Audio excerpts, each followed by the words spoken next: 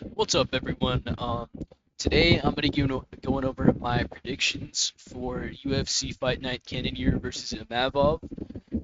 This is a pretty good card. I'm actually pretty excited for this one. The main event is great. Um, but let's go with the first fight: Puha Tomar versus Ryan Amanda. So this one I'm gonna go with Amanda by decision. Um, she is coming off a loss. It was a split decision. To be honest, I didn't see it. I probably watched it live. I just don't remember. But um, I'm kind of hesitant to pick Hatomar because I mean this loss here is just an unfair tech, so it's not that bad.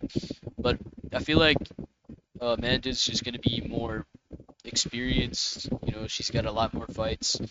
I think she's just gonna be able to win a close decision. I haven't watched either of them fight. I don't really know who's better. I'm just kind of looking at the records for these.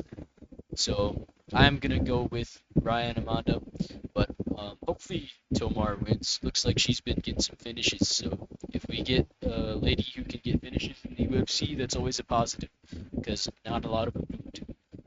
Um, Cody Stamen versus Taylor Lapilus. I'm gonna go with Lapilus by decision for this one, because his fight with Fareed Basharat was pretty damn close. Um, Cody Stamen, he's not fantastic at all, really. He's not that great. Taylor Lapilus, at least we know he's just kind of like a sound technical fighter. He's just good. He's not amazing, but he's not bad. Um, I trust him to win this fight by decision. I think probably a 29-28. I think he'll do pretty good. I think he'll have the advantage everywhere. But yeah, that's what I'm going with for that one. On to the next one. Eduardo Mora versus Denise Gomez. I'm gonna go. You know what? I don't know because I have Mora on Tapology right now, but a lot of the time when we get these undefeated women's prospects, they just end up shitting the bed and losing. And Denise Gomez, she's all right. She ain't that bad. She she beat Yasmin Uraigui. I'm gonna go with Gomez. I'm gonna say she gets a TKO in round one, just because I got a feeling. Sometimes you got a feeling, you gotta listen to it. Um, so yeah, we'll go with that for this fight. Um, Daniel Marcos versus John Castaneda. I'm gonna go with Marcos by decision for this one. Um, I think Marcos is pretty good.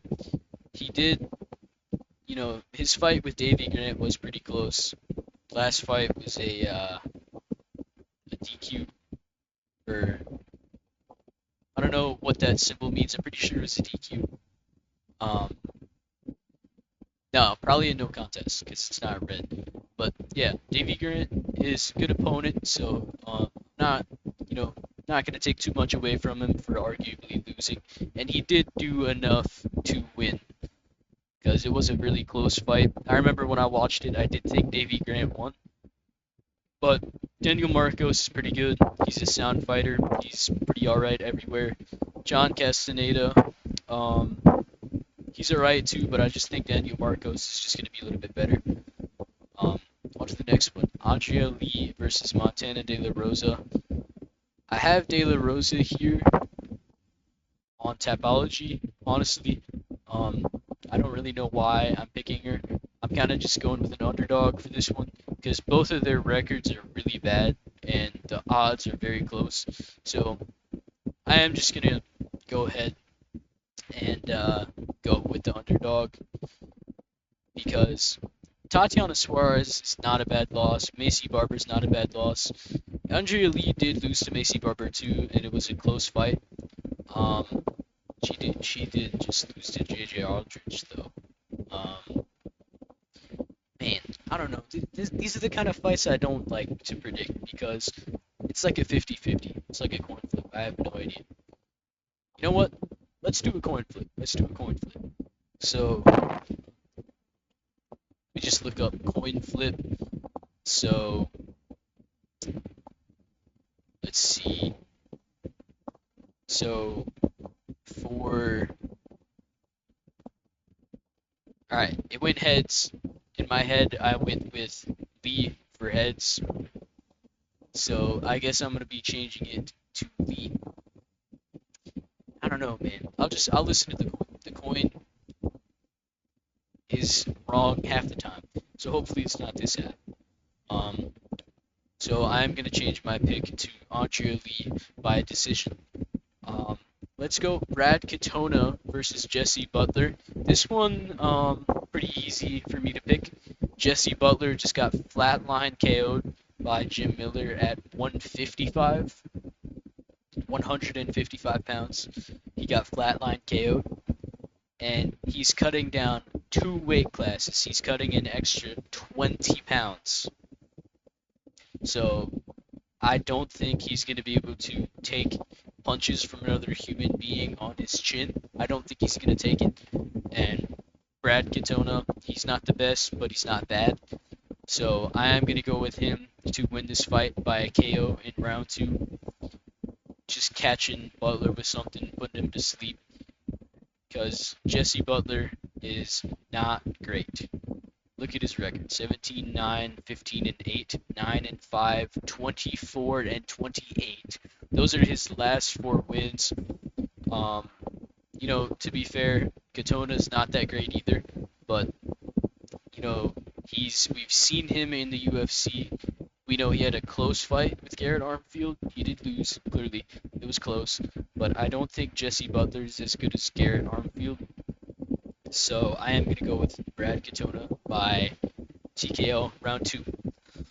Charles Radke versus Carlos Prates. I am gonna go with Carlos Prates. I have here round one. I'm gonna change it to round two because in his fight with Trevin Giles, he had some tough times in that fight. It took him a little bit to get the KO. I feel like that might happen here too because Radke is pretty good. But I think Prates is going to get a KO in round two. Could happen in round three. I'm going to go with a later round two TKO. I think he's just a lot better of a striker, and I think he'll be able to hang in the grappling. So I'm going to go with him to win by TKO in round two. Thiago Moises and Ludovic Klein. I'm actually going to go with Moises on this one because he's a lot more proven in the UFC. This fight with AJ Cunningham was pretty good. Pretty good performance, but AJ Cunningham is not a great fighter. This win over Ignacio Bahamondes is a good win because he is pretty good. But, Thiago Moises, he's losing to guys like Islam and Benoit. And, he did lose to Joel Alvarez. But I don't think Klein is going to KO him. I think Thiago Moises is probably just going to win a decision, just kind of out-grappling him a little bit. I'll be honest, guys, I haven't watched tape for this card because I've been pretty busy. But my gut is telling me to go with Moises. I think he's going to win a decision. I think, he is an underdog, so I'm going to pick him to win by decision. I think that's a pretty good underdog pick. Punahele Soriano versus Miguel Baeza. Baeza, I don't know why I have him by KO in round two.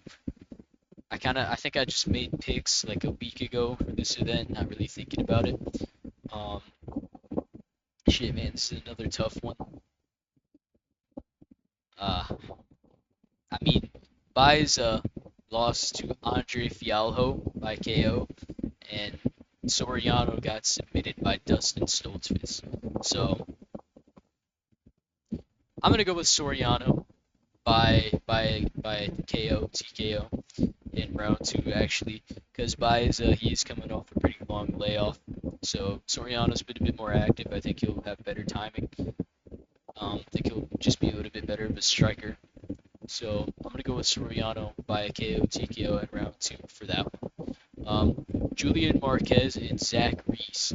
Now, I'm gonna go with Zach Reese by a submission in round one, just because he did have a submission locked in on Cody Brundage in round one like that, and then he got fucking slammed because he wasn't grabbing Brundage's leg when he had a triangle, so we just let him lift him up in the air and got slam KO'd. So, uh, yeah, I'm gonna go with Zach Reese by submission in round one. He's, got a pretty good streak going on, not against great opponents though. So, you know, just Julian Marquez isn't great. I think Zach Reese is gonna end up being all right. I think the Cody Brunch thing was a little bit fluky, but we'll see. We'll see, man. I'm just gonna go with my gut for a lot of these picks. Just going with what my gut tells me. I've been doing that this year, and I've been doing pretty well. So we'll go with Reese by submission in round one. Next fight, Bruno Ferreira versus Dustin Stoltzfus. This one is a no-brainer in my opinion. Dustin Stoltzfus fucking sucks at fighting for the most part, and he's not great. Bruno Ferreira, big fucking powerful dude. Only guy he lost to was Ruziboyev, and Ruziboyev's not that bad. He went to a decision with Buckley, who is, I'm pretty sure Buckley's ranked now. Um, yeah, he's ranked because he beat Luque. So I think Bruno Ferreira is just gonna be too powerful for him. He's just gonna fucking put a pace on him in round one and get him out of there like that. Land a big shot, um, TKO him, boom, done.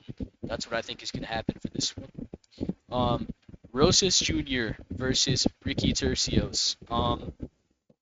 Now I know Tercios, he is. I mean, he's not that hard to finish. I haven't seen a lot of his fights. Um, I think Raul Rosas Jr. is gonna end up winning this one. I think he is gonna get a submission. The last time he fought 8 months ago. It's been a long time. That's a lot of time for such a young guy to, build up some skill, get a little bit better at fighting. Just like when you got young guys like this, and they take a while in between fights, I don't really mind. It's different than when like a 34-year-old takes time off, big layoff, because Raul Rosas Jr. is nowhere near his prime right now. So these are the best years to be skill building, just getting those reps in the gym of all this different stuff you need to know while you're fighting. I think he's going to be heavily improved. He's been training with some good training partners, so I think he's going to get a submission in round one. He's dangerous on the feet too, so I could see that leaving takedowns open for him. Tercios is not great, man. This fight was very underwhelming. Yeah, I think Rosas Jr. is just a lot better, so I'm going to go with him by submission in round one. Dominic Reyes and Dustin Jacoby. I want Dominic Reyes to win really bad. I do. But I'm just not going to pick it to happen until I see it happen again. I think Dustin Jacoby is just going to just catch him with something. And after all the knockouts that Reyes has taken, I think his confidence is going to be low. I don't think his chin is going to be the same at all. Jacoby hits pretty fucking hard. He's a great kickboxer. I don't think Reyes is that guy that he used to be. Very sad fall off. But I think he's just going to get hit with something, freeze up, just get stunned like, oh my god. I haven't fought in a while that just hit me. I'm getting punched in the face. And then he's going to get caught with something else, going to put him out. I think it's going to be sad.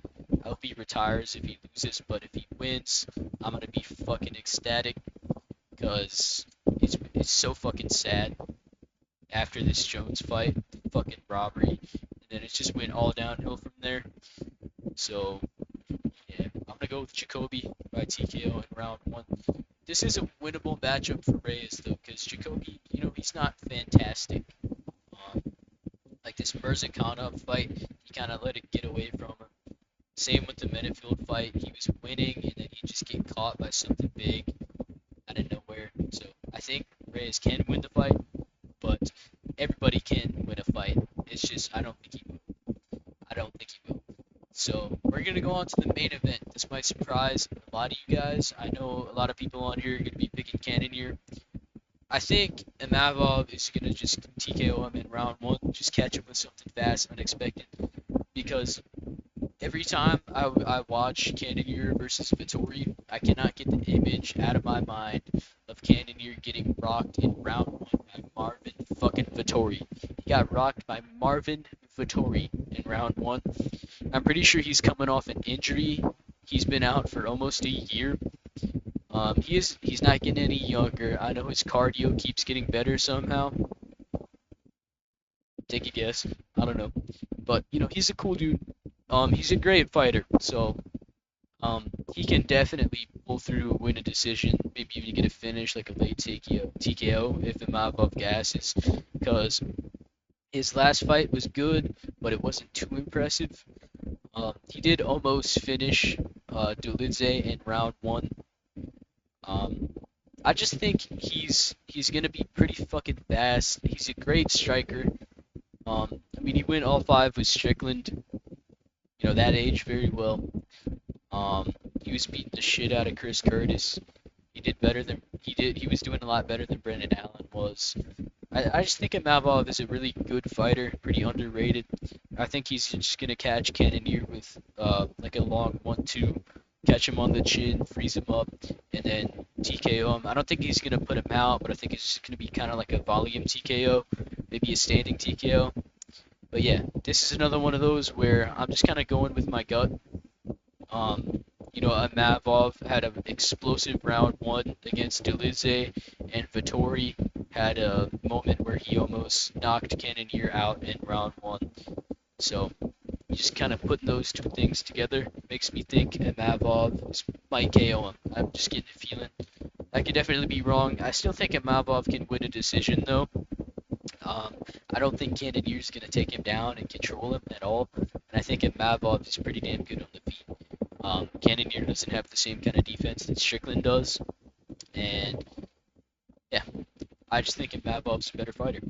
But let me know, what do you guys think about this card? It is a pretty good card. I'm excited, some good matchups. But yeah, I'll talk to y'all later. Goodbye.